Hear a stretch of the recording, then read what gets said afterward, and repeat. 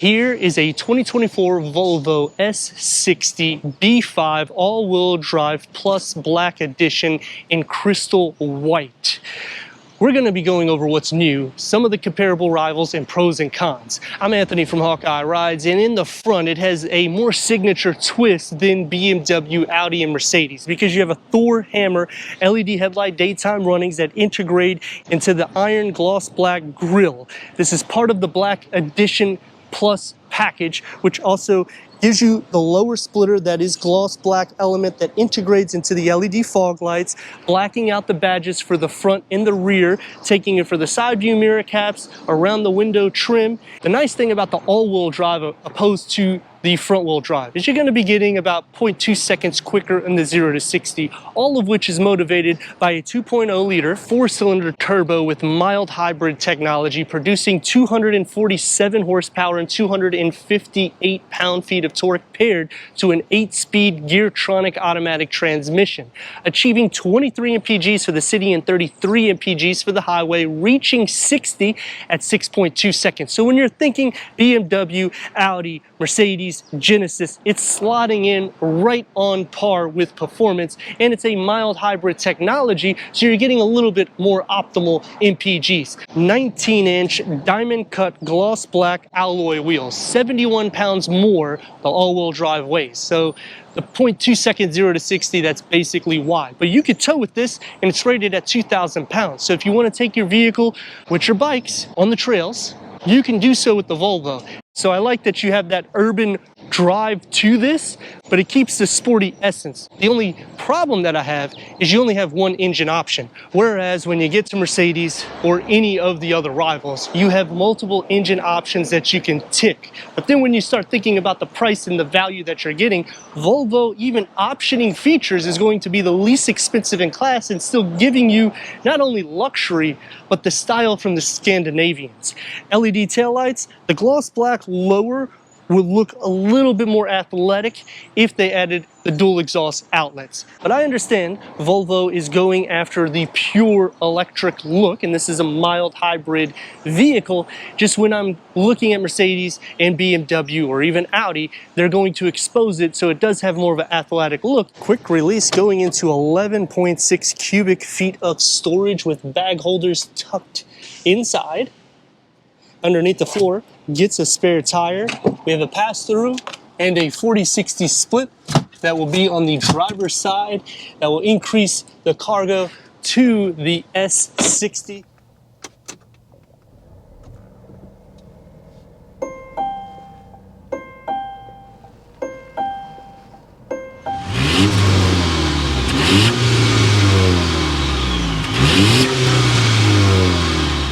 Way power seat adjustment with Napa leather mixed with leatherette. These are sport bolstered seats, heated front seats, memory for both the front headroom and leg room. The S60 is going to be a little bit more sport derived. You're going to receive the mesh aluminum inlays through the lower part of the dash.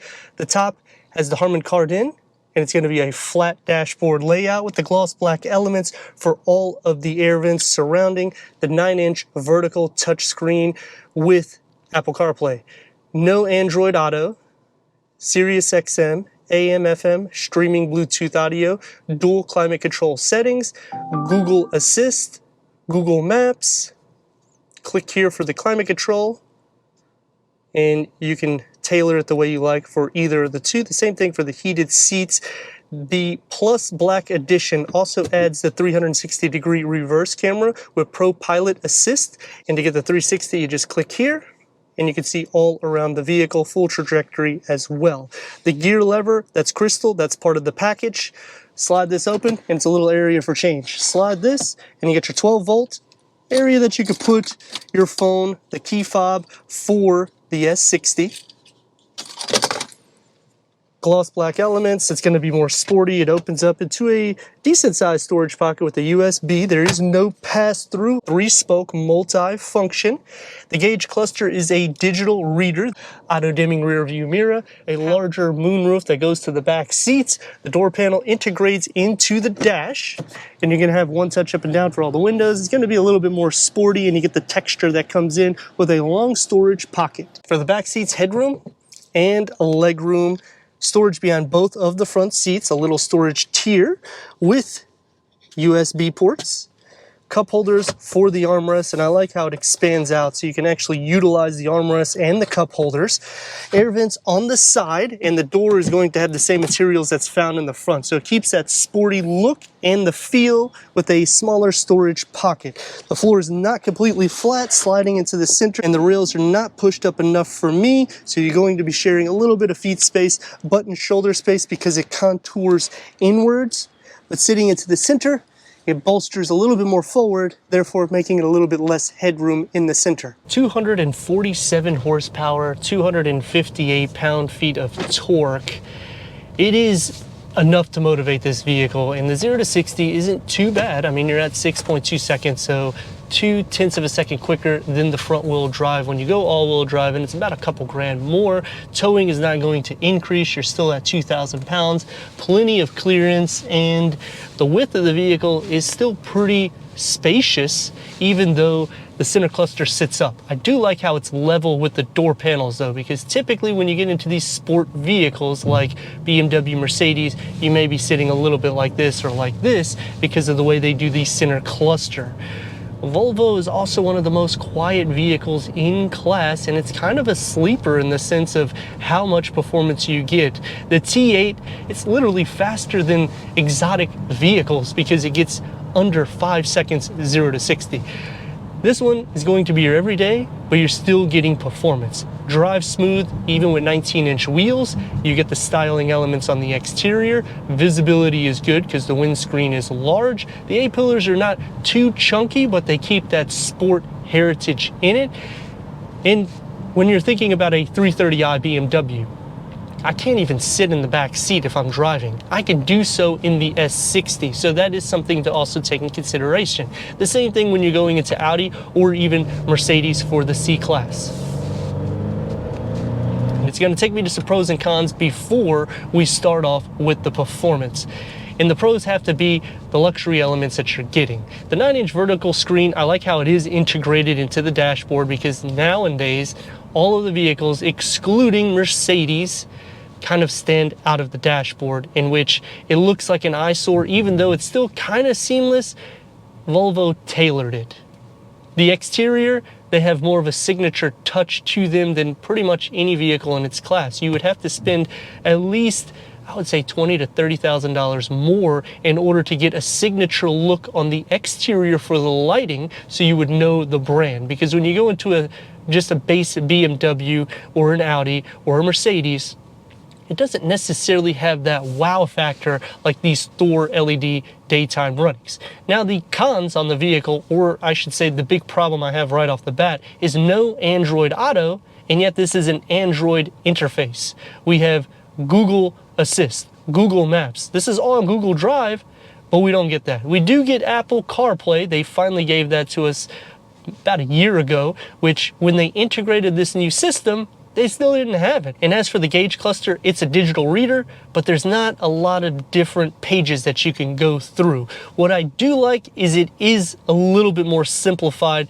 to get to anything in the infotainment screen, whereas when you get into the rivals, it's multiple pages. And now to show you some of that performance out of it, it is going to be one of the least in the performance line for 0 to 60 and horsepower and torque. Turn radius is about 3 lanes. Let's rock and roll.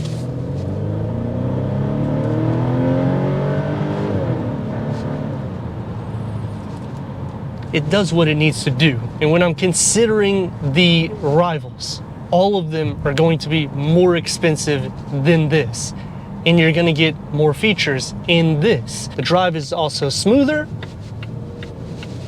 The seats are a little bit more plush and comfortable, and it has one of the best in class adaptive cruise control and lane keep assist, because you can go almost as good as $100,000+ Mercedes AMG vehicles. You actually can go distance in this without being as engaged, whereas when you go into Audi, BMW, or a lower priced Mercedes, you're going to be a lot more engaged. And this is around 11 miles.